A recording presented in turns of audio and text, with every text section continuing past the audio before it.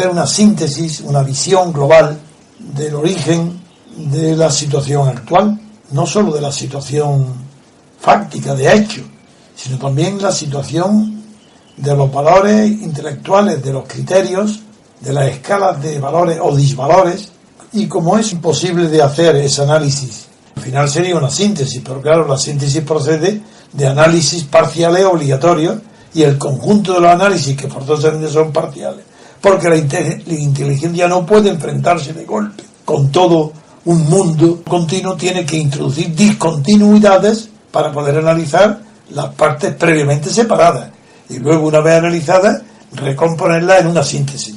Ese es como avanza el pensamiento, no solo el científico, que también tiene que ir descubriendo esas unidades elementales, sino sobre todo las síntesis o las ideas culturales que definen épocas largas de los tiempos, que se habla del siglo tal, siglo cual, es porque durante ese tiempo no es que cambie con los siglos, pero se ve con una visión sintética cuáles eran las ideas intelectuales y valores morales preponderantes durante un periodo de tiempo que abarca al menos 3 generaciones biológicas y 4 o 5 generaciones culturales. Hoy propongo a Julio desde Londres que afrontemos uno de los problemas más delicados y difíciles que existen en la política e incluso en el examen histórico de los acontecimientos, porque es sabido que cada generación necesita su historiador, no de la historia presente, sino de los tiempos pasados. Cada generación necesita leer de manera distinta el pasado. Es una necesidad, porque el pasado, las cosas que mueren, que no se transmiten, ya ni siquiera se estudian en la historia. La tradición consiste en la perseverancia de aquellos elementos del pasado que aún tienen, si no vigor, al menos recuerdo o cierta influencia, aunque sean pequeñas.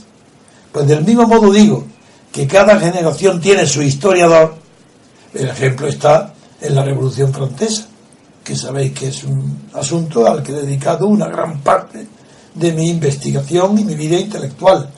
Pues en la Revolución Francesa, cada generación necesita su historia de la Revolución Francesa, porque es indispensable, no se puede evitar que juzguemos el pasado con arreglo a los valores nuestros actuales del presente.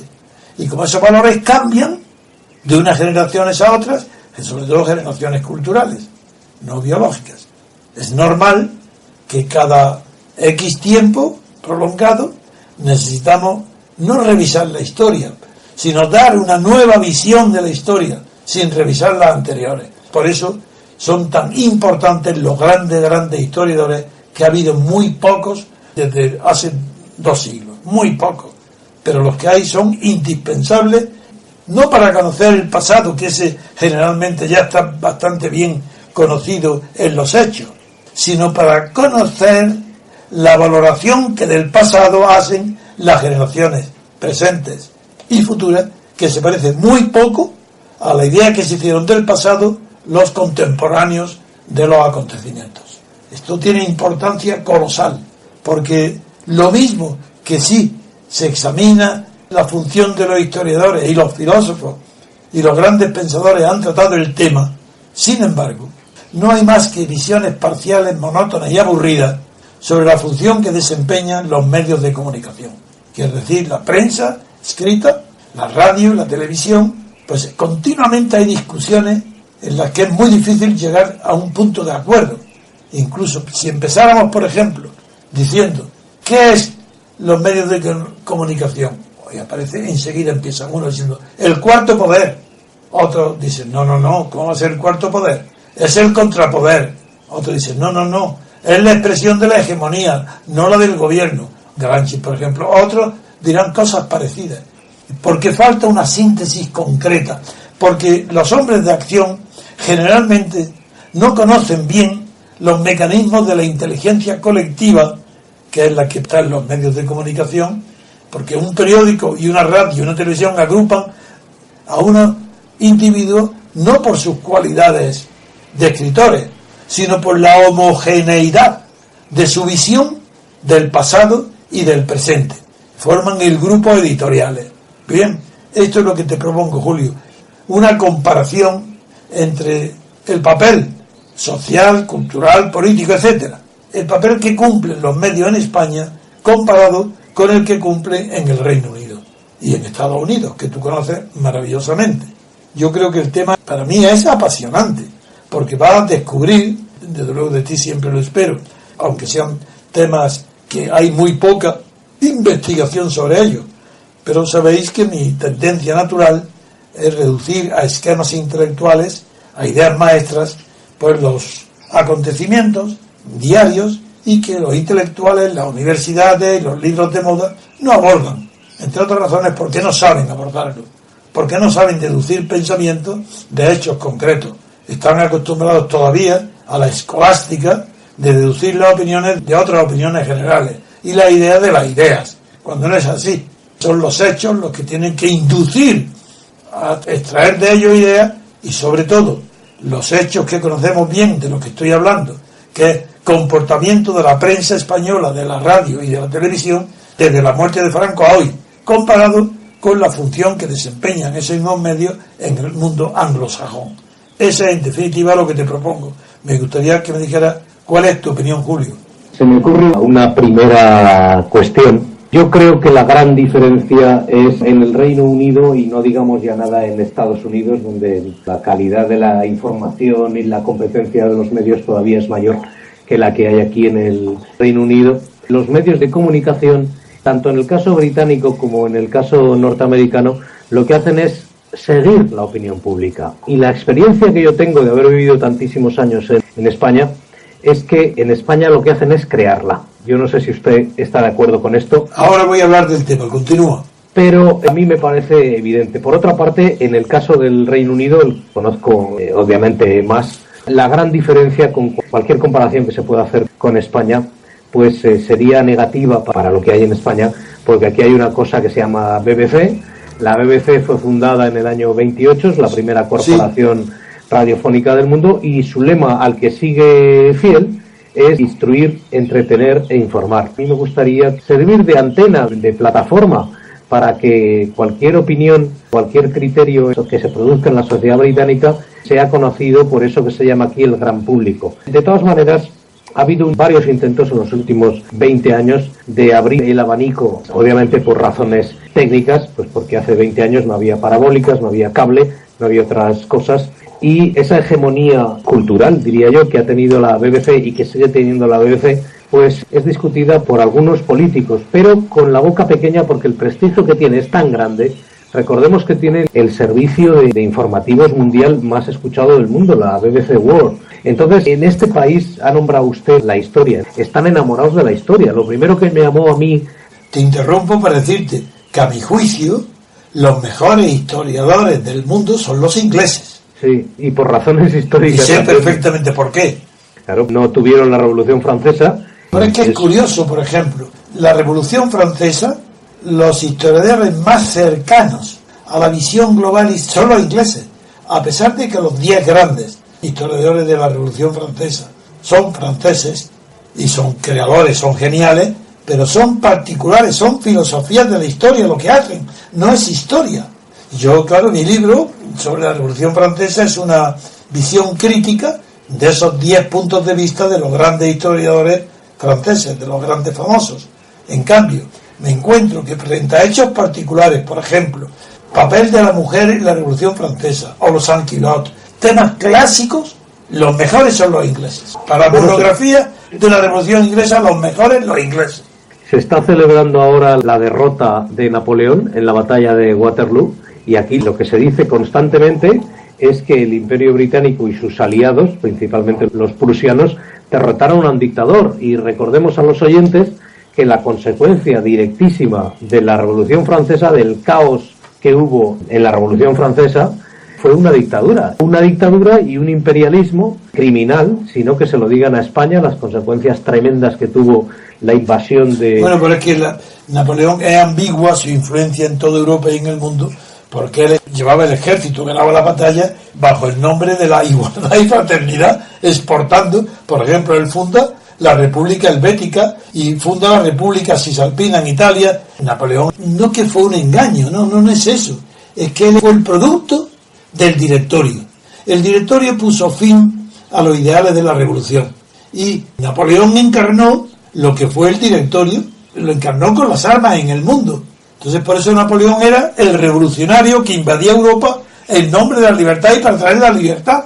En los viejos continentes no se veía como un emperador avasallador que venía para apoderarse de territorio. Era el libertador, era la revolución que llegaba. Era mentira, porque lo que había en el fondo es que Napoleón emprendía expediciones militares especialmente dirigidas a robar los bancos extranjeros. Por ejemplo, la guerra de Suiza fue para apoderarse del banco de Berna, de los lingotes de oro.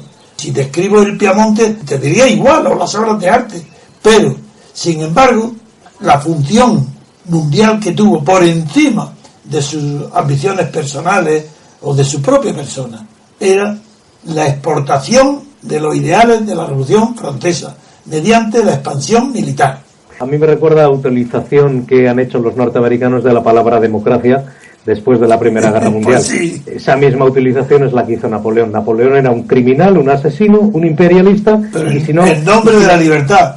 Sí, libertad, ¿qué crímenes se cometen en tu nombre? Por eso lo dijo Madame Roland cuando antes de ir a la guillotina, pero tampoco ella sabía muy bien de lo que hablaba. En todo caso, si respetaba tanto la libertad y ya no digamos lo que supone una constitución, ¿por qué los constitucionalistas españoles, los representantes del pueblo español de entonces, estaban aislados en Cádiz rodeados del ejército francés? No distraernos de la historia y vamos a seguir con el tema que tú me has dado una clave ahora. Hay una serie de principios, don Antonio, fundamentales en el Reino Unido. Bueno, he tenido la suerte porque vivo en Brighton y Brighton es pues una ciudad dormitorio de Londres en la que viven muchísimos periodistas, tanto de medios de comunicación escritos como de televisión. Y he tenido la suerte, pues sobre todo por la afición que tengo al teatro, de encontrarme a muchos y de conocerlos personalmente. Y a ellos les sorprende muchísimo el hecho de que la publicidad institucional no esté prohibida en España. Les parece escandaloso. Y claro, aquí la publicidad institucional está prohibida. Nadie puede, como pasa por ejemplo en medios locales que yo conozco de primera mano en España, donde el 50 al 60% del dinero que reciben viene directamente del ayuntamiento de la comarca. Porque eso no pertenece a la libertad de expresión, sino a una manifestación de poder. Por eso. Claro, pero es que es absolutamente escandaloso. ¿Cómo se puede esperar que un medio de comunicación que tenga ese nombre critique al poder, haga esa función importantísima de contrapoder cuando recibe dinero de aquellos a los que tiene que criticar? Pues es imposible, y esa es la razón principal, y creo que lo hemos comentado fuera de micrófono alguna vez con usted y con otros seguidores, de por qué el régimen de poder actual en España tiene tan poca crítica. A pesar de la prueba es que estoy silenciado. La crítica sería yo, y a ver dónde estoy yo. El tema de la publicidad institucional es fundamental.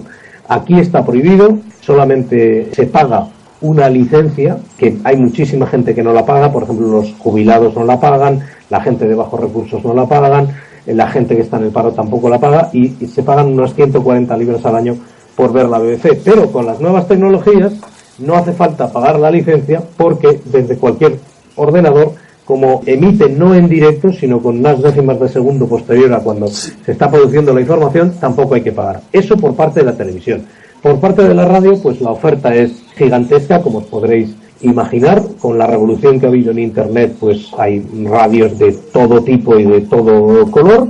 Y en cuanto a la prensa escrita, está en una crisis gigantesca, pues porque nadie compra un periódico, porque la publicidad... Te voy a interrumpir, Julio. Sí. La reflexión es que quiero hacer una síntesis. Me parece estupendo que sea ya, pero un diálogo que no nos apartemos entre los dos de una misma línea, porque eso ya es un océano lo que dice. Tú me diste al comienzo de tu intervención la clave, porque me dijiste que la prensa era seguir la opinión pública. Ahí tenía que haberte interrumpido, porque eso sí que venía muy bien para seguir investigando, porque se trata de una investigación, puesto que no lo copiamos de nadie, no lo veo en nadie, y quiero saber qué papel tiene hoy en Europa esta prensa. Y vamos a empezar ahí, que es un punto muy bueno, porque seguir la opinión pública no puede ser, porque para seguir la opinión pública tiene que tener la opinión pública una existencia previa, y que la prensa sigue lo que ya existe, y no es verdad. ¿Por qué se produce este error? Yo creo que se produce justamente, no solo en Inglaterra, sino en toda Europa y en todo el mundo. Ese error lo produce justamente la Revolución Francesa. Acuérdate que Kant dijo que la Revolución Francesa no consistía tanto en la novedad de los acontecimientos como en la novedad de la noticia, que se expande por el mundo y produce un efecto, la noticia. El efecto de la Revolución Francesa es lo que para Kant constituye la revolución, no los hechos. Bueno, pues yo parto de ahí para seguir a hoy y ver cómo, si sigue siendo lo mismo, que ha cambiado, y voy a seguir para que no nos apartemos de un camino de pensamiento que conduzca no a unas informaciones infinitas, sino a un pensamiento centralizado. Vamos a ver, voy a seguir. Se arranca, hay que partir ¿de dónde? Pues justamente de la Revolución Francesa, porque es la Revolución Francesa la que inventa, entre otras cosas, el concepto de opinión pública. Ese no existía en Estados Unidos, ni en Inglaterra. Es la Revolución Francesa la que crea la expresión opinión pública. Vamos a partir de ahí. ¿Qué había antes? ¿Qué se decía en lugar de opinión pública? ¿Sabes? Te lo digo, lo que se decía, esprit público, el espíritu público. No había opinión, había espíritu.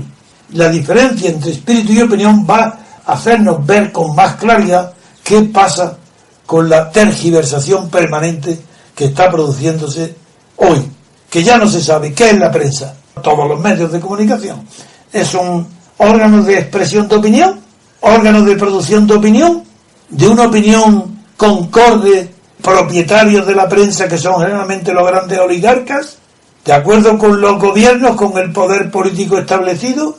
Bien, todo esto, para poder seguir avanzando, viendo lo que ha pasado, tenemos que empezar diciendo que cuando la Revolución Francesa inventa, difunde el término opinión pública, por opinión pública no entiende la opinión ilustrada. Eso es un gran error de la mayoría de los historiadores del continente, pero no de los ingleses, que saben muy bien que la Ilustración francesa tuvo una opinión, una influencia escasísima en la Revolución. Eso casi nadie lo sabe, y dicen lo contrario. No, los grandes ilustradores, enciclopedistas, y Voltaire, etcétera, esos no tuvieron apenas influencia ninguna en la Revolución. En cambio, ¿quién tuvo la influencia enorme? Pues nada menos que la prensa nueva popular, los Marat, los Brissot, el Père Duchesne, el Amigo del Pueblo. Esa literatura de segundo género, de segunda calidad, es la que inventa el concepto de opinión pública. La opinión pública viene de una opinión subalterna, no de los grandes filósofos, sino de los que ya buscan la acción, la influencia en los acontecimientos, los que quieren condicionar la política, el poder, conquistar. Eso es lo que forman el concepto de opinión pública, no los enciclopedistas.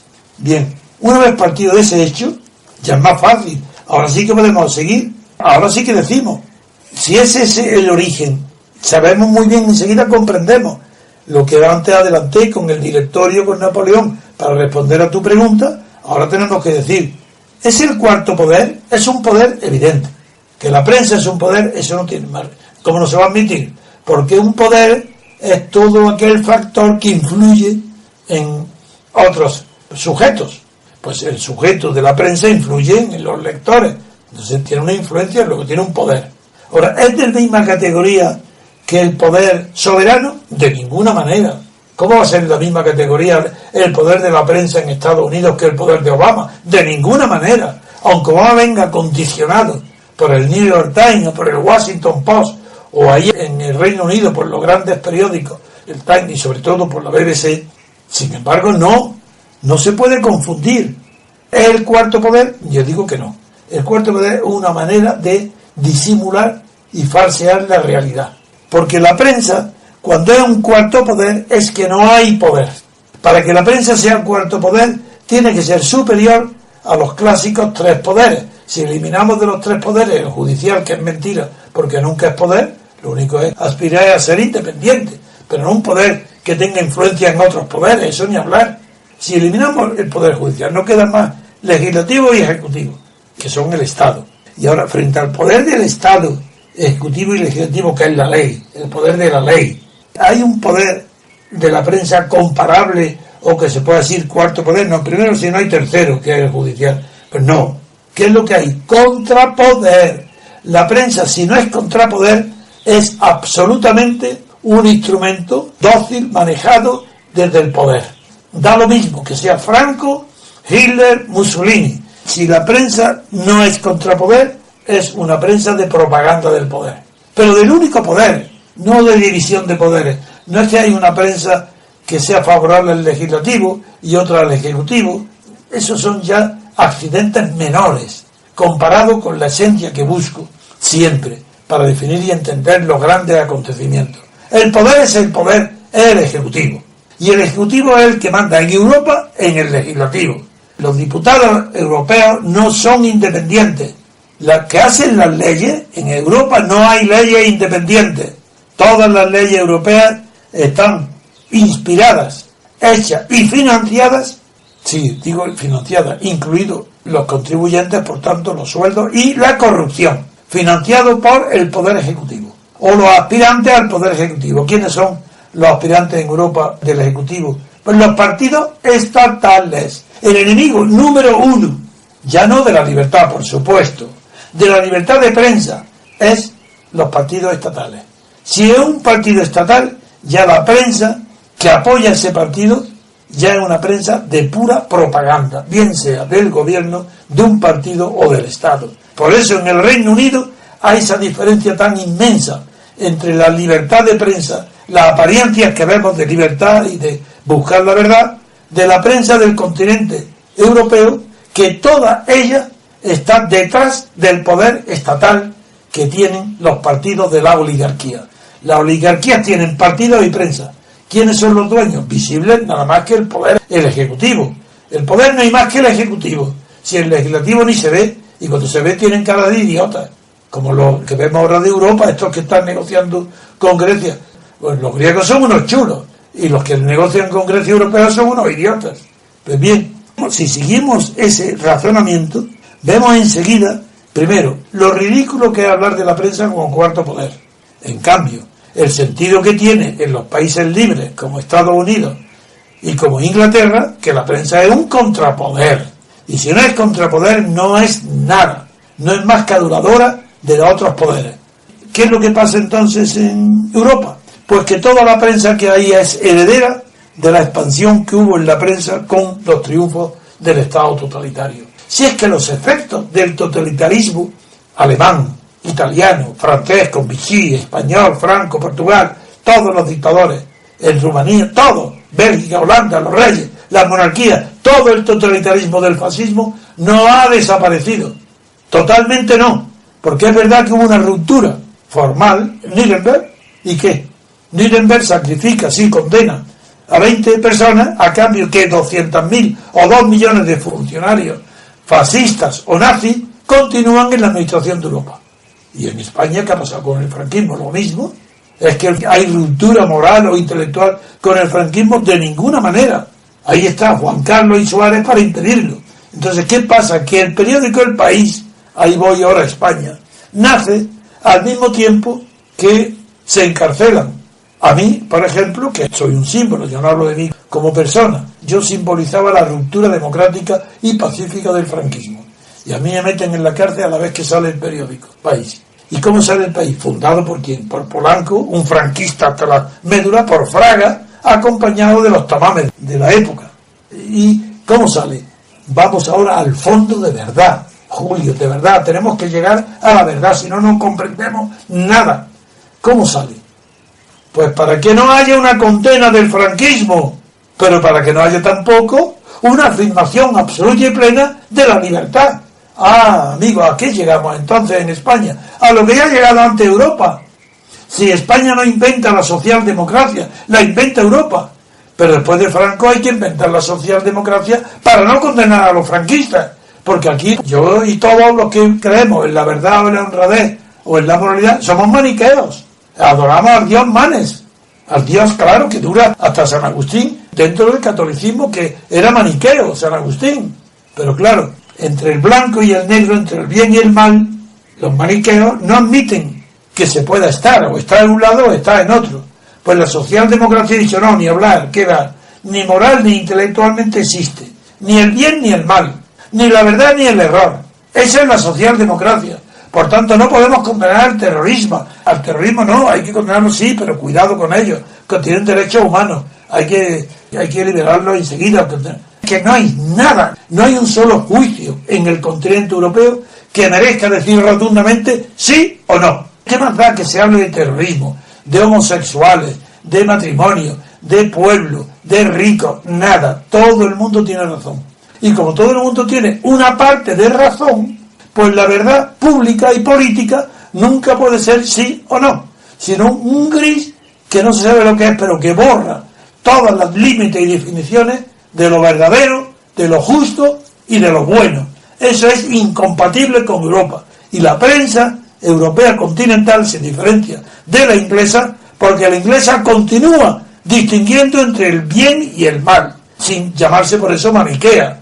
Pero en España, ¿cómo? ¿Qué maniqueo? Que digan, que el ejemplo que siempre pongo, digo, ahora mismo está con un sol aplastante en Madrid delante de mí. Pero ¿cómo se atreve a decir eso? Hombre, parece ser, se diría que hay sol, pero ¿cómo decir que el sol es evidente y que no puedo negar? No, hay que decir, parece ser, al parecer, se diría que hay sol. Es el lenguaje de Europa, no solo de España. Es toda Europa entera entregada a la falsedad de los valores de la socialdemocracia, que se inventan para no condenar rotundamente al pueblo alemán. Porque el pueblo alemán apoya el 90% a Hitler. Y como no puede ser condenado absolutamente, se inventan los valores de la socialdemocracia para decir, no, el pueblo alemán es un patriota, solamente que es un patriotismo constitucional el que tiene. ¿Habéis visto semejante horror alguna vez? ¿Habéis visto qué horror implica que se tenga que emplear el nombre de patriotismo constitucional para no hablar de Alemania ni de España? Para no pronunciar el nombre de España, que haya que decir este país. Pero ¿quién queréis que dice este país en España? ¿Los catalanes? ¿Los vascos? ¿Los separatistas? De ninguna manera. Lo dice Rajoy, este país. Y lo dice la niña vicepresidenta, este país. No pueden pronunciar todo el Partido Comunista, este país. Nadie pronuncia la palabra España. Porque decir España no es que sea fascista. Decir España es ser maniqueo. Porque está afirmando rotundamente algo que no se puede admitir.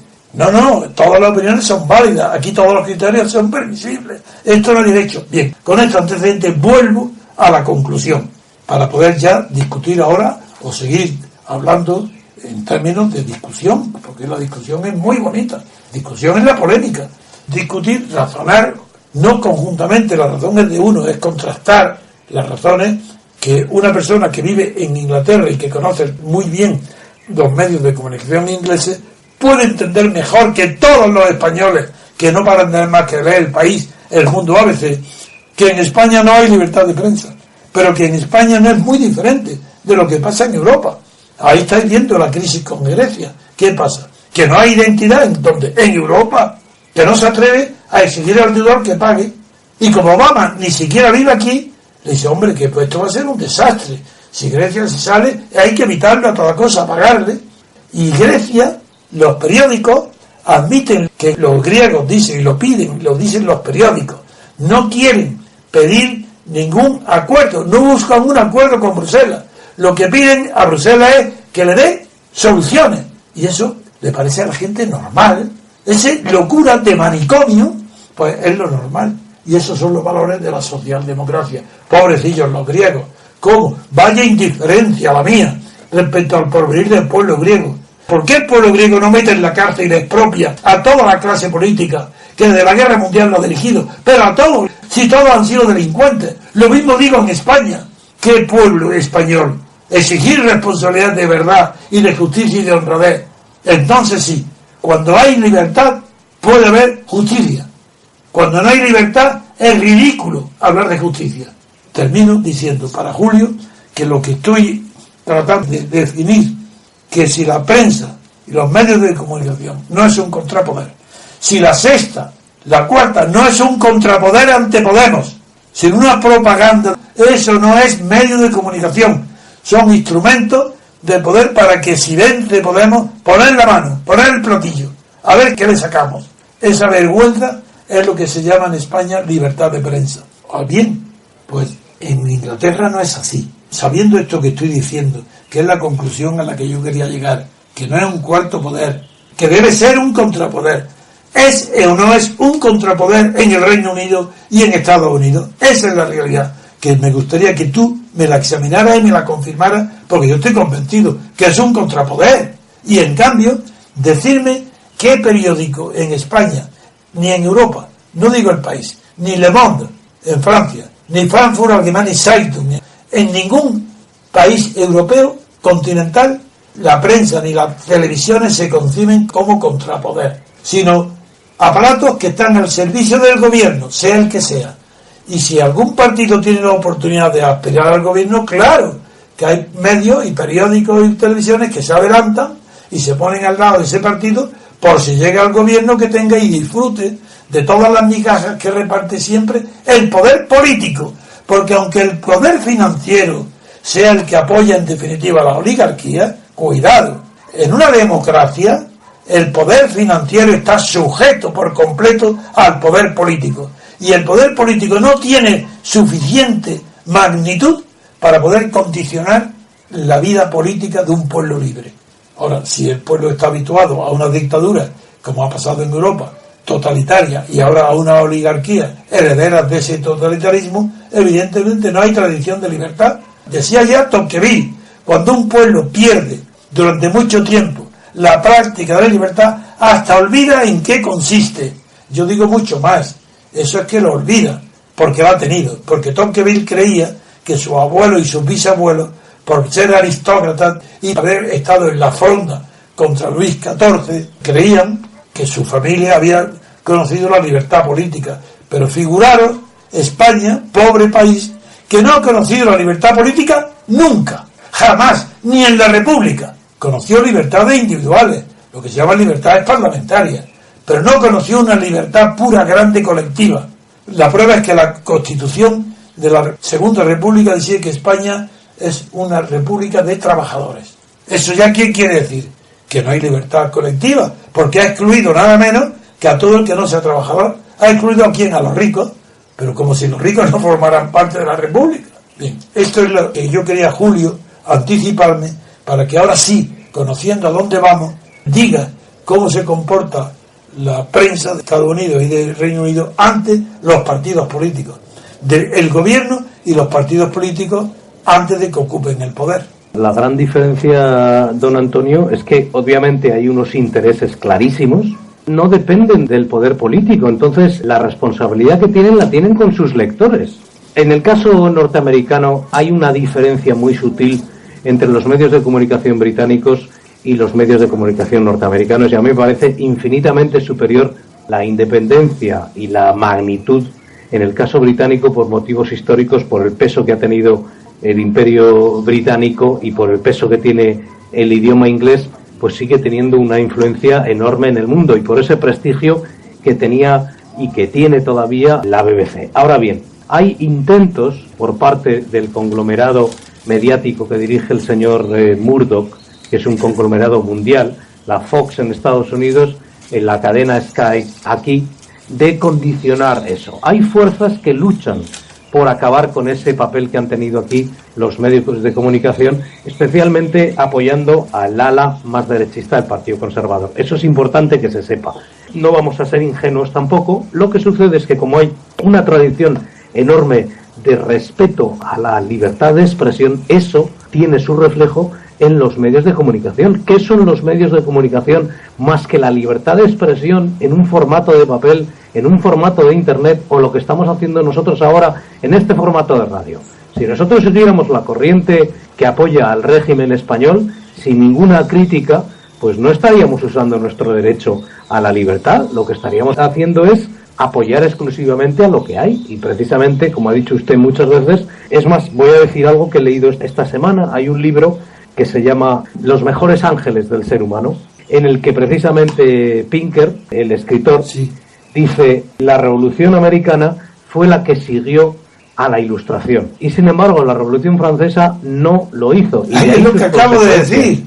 Si eso es lo que acabo de decir. Es que se lo digo para que sepa usted que tanto en la historiografía, que usted lo sabe evidentemente, pero quizás nuestros oyentes no, en los historiadores británicos y los historiadores norteamericanos, que en muchos casos pues son hijos de la tradición británica, lo que se exalta precisamente el valor, el porvenir y el éxito que ha tenido la Revolución Americana, que ha sido la triunfadora durante 200 años, es consecuencia de que siguieran precisamente esos principios de racionalidad. No, sobre todo a Montesquieu.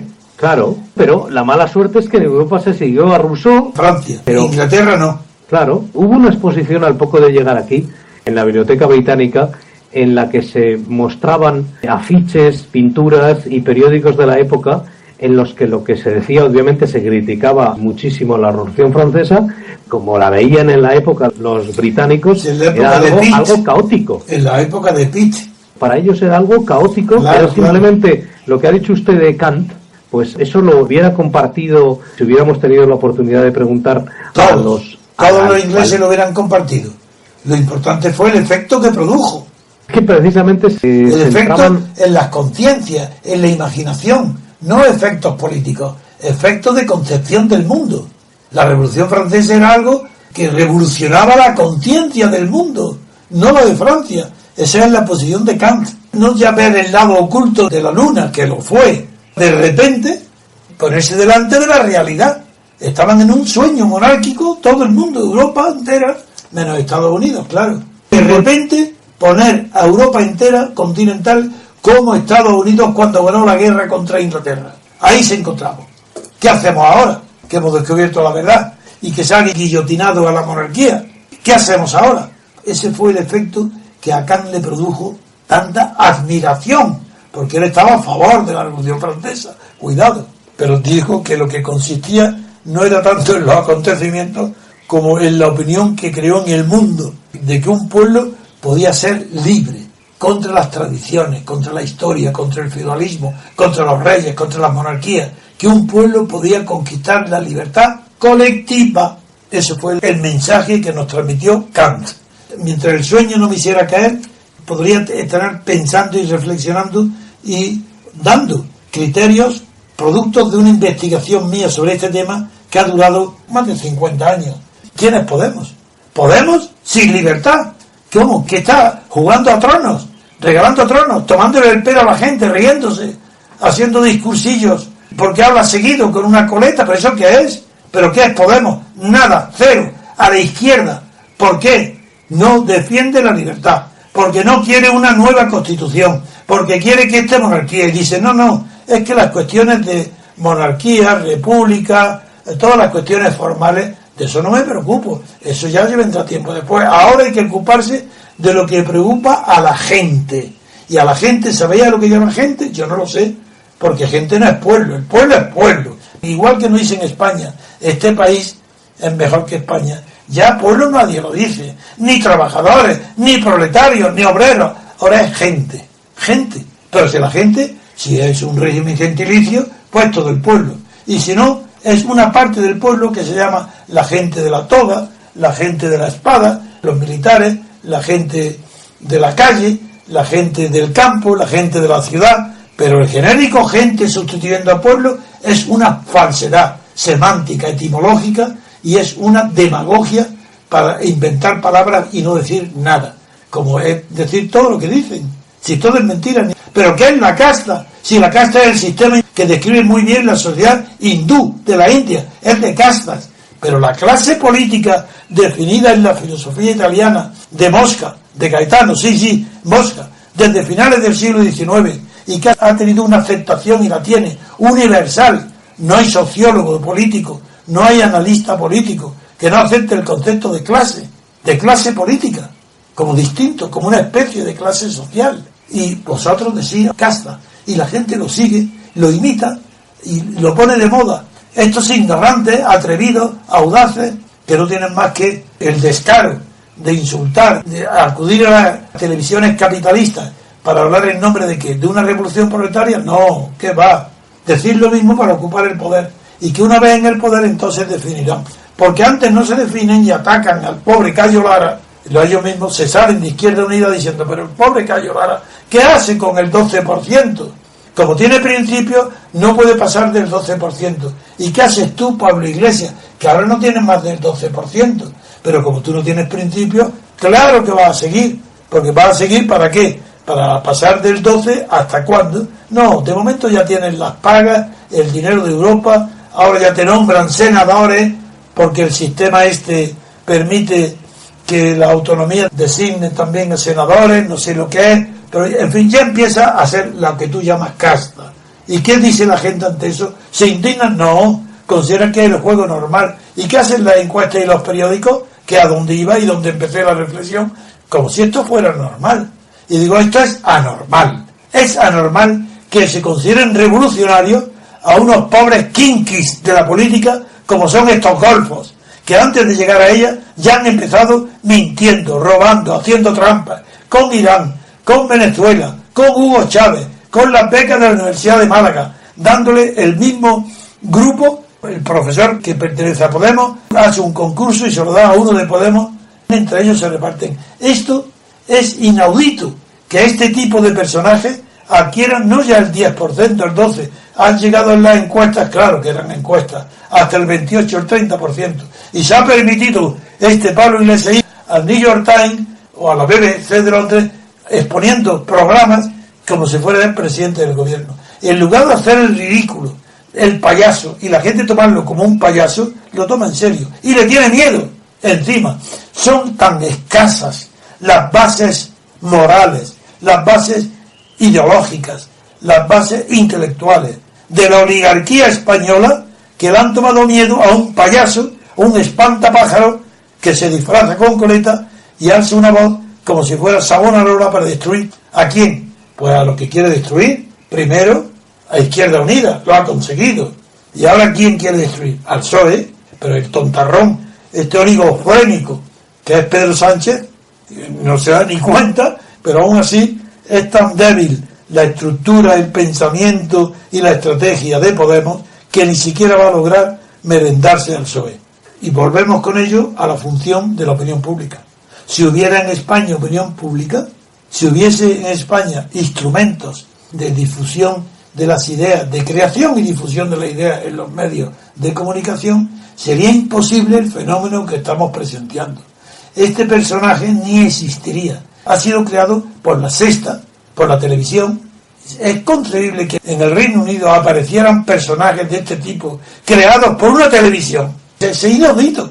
Pues esto es lo que yo quería confirmar contigo para que vieran la diferencia entre la prensa y los medios de comunicación del mundo anglosajón, donde rige sobre todo la doctrina utilitarista, también en Estados Unidos, la filosofía utilitarista, que es la mejor que se ha expresado cuando se trata de descubrir dónde está el bien y el mal de un colectivo.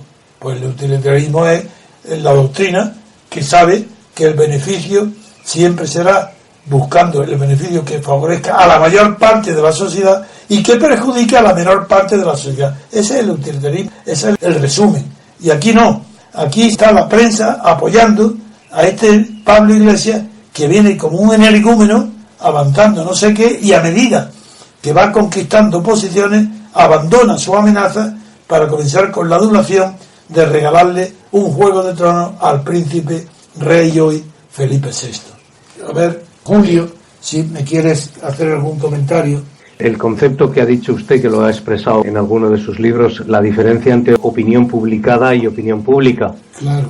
Eso es fundamental y eso explica, creo que comentamos alguna vez, usted me preguntó por qué un hombre como Felipe González no estaba condenado en esa opinión pública en España. Bueno, pues porque no hay opinión pública en España, hay opinión publicada. Entonces, la condena a un hombre como Felipe González, ya no voy a decir a él personalmente, sino a lo que fue su gestión o el derecho a investigar y a que se establezca un juicio público en esos medios de comunicación sobre lo que fue su gestión o lo que fue la gestión de Adolfo Suárez, al que se le ha puesto nada más y nada menos, al poco de fallecer, el nombre del aeropuerto en Madrid, sin que haya habido un debate previo en esos medios de comunicación.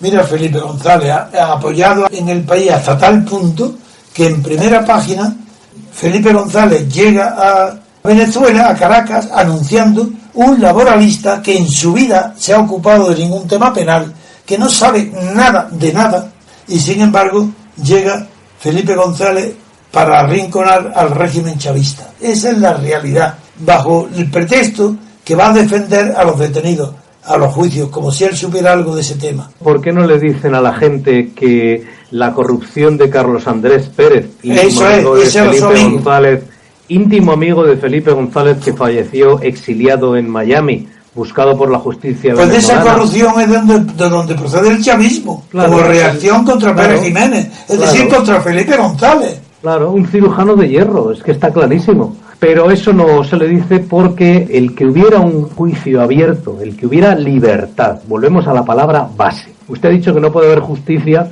si no hay libertad. ¿Cómo se va a buscar la justicia si no hay libertad? Imposible. En fin, es de sentido común y es un hecho. Lo que comenta usted sobre Felipe González y Tony Blair, ¿cuál es la gran diferencia? Pues que aquí están enamorados de la historia, porque saben que cuando hay un hecho tienen que preguntarle a la historia, saber por qué sucedió aquello. La crisis de identidad que tiene ahora mismo el Partido Laborista es la lucha que hay entre una parte minoritaria en lo que es la dirección del partido, que rechaza la herencia de Tony Blair, y una parte mayoritaria en la dirección, pero minoritaria en las bases, que sigue atada a Tony Blair. ¿Por qué? Porque ellos mismos fueron los que la apoyaron. Pues eso en cambio, Julio, aquí en el país siguen ensalzando como una figura mundial al responsable de Roldán. Es decir, no la responsable ya de crímenes de los GAL, no, el director general de la Guardia Civil de Felipe González, el director general es el que protagoniza con Veloc la comedia de enredo de la falsedad con el falso espía que no era espía o que sabe Dios lo que era de Paesa. Hay que ver lo que se organiza, y Felipe González continúa con un prestigio que no se debe a ninguno de sus hechos, sino exclusivamente a que apoya al país desde el poder, porque Felipe González y el Partido Socialista apoyaron al país. Y hoy el fracaso del gobierno de Rajoy y la endeblez de su gobierno está en que la vicepresidenta ha dado al país 3.000 millones de euros para salvar al país de la quiebra. Y esta es la socialdemocracia común a Felipe González y a Rajoy, que son iguales. Claro, es que condenar a Felipe González o abrir un juicio público sobre su etapa en el gobierno, sobre su persona, sobre sus contactos con la socialdemocracia alemana, sería condenarse a ellos mismos.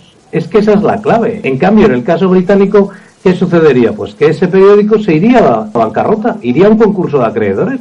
Esa es la gran diferencia. Por eso la suerte de los medios de comunicación en España, o los medios de propaganda en su inmensa mayoría, con alguna excepción individual, sobre todo en la prensa en Internet, pues no está ligada al régimen político. Tiene una asistencia independiente, pero en cambio en España no. En España por eso aguanta el régimen, porque no hay libertad.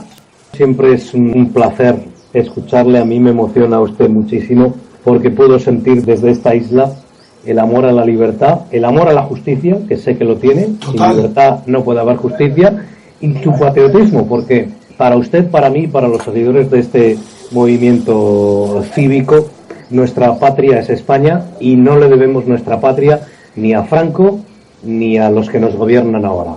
Pero me gustaría... Nuestra patria es anterior. Pero me gustaría que le dijera a nuestros amigos del MCRC cómo son los catalanes y vascos los que están ahí en Londres, en nuestro movimiento.